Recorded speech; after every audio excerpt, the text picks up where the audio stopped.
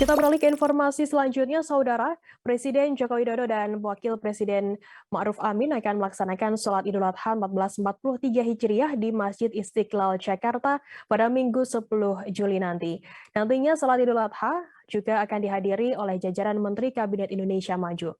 Kabid Penyelenggaraan Peribadatan Kiai Haji Bukhori Sail Atahiri mengatakan pelaksanaan sholat Idul Adha akan berlangsung mulai pukul 7 pagi waktu Indonesia Barat.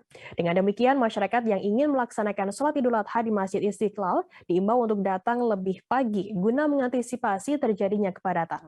Kiai Haji Bukhori mengungkapkan untuk kapasitas jamaah sendiri, penyelenggaraan sholat Idul Adha tahun ini persis seperti beberapa waktu lalu sebelum pandemi COVID-19.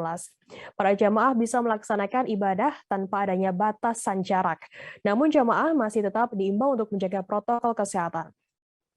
Kiai Haji Bukhori mengimbau agar masyarakat yang datang menggunakan masker dan sajadah masing-masing.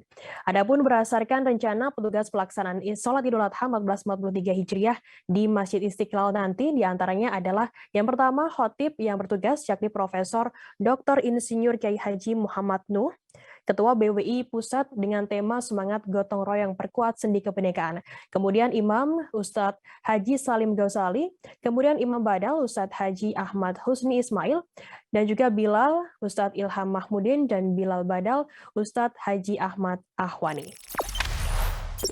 Jangan lupa subscribe, share, komen, dan like ya!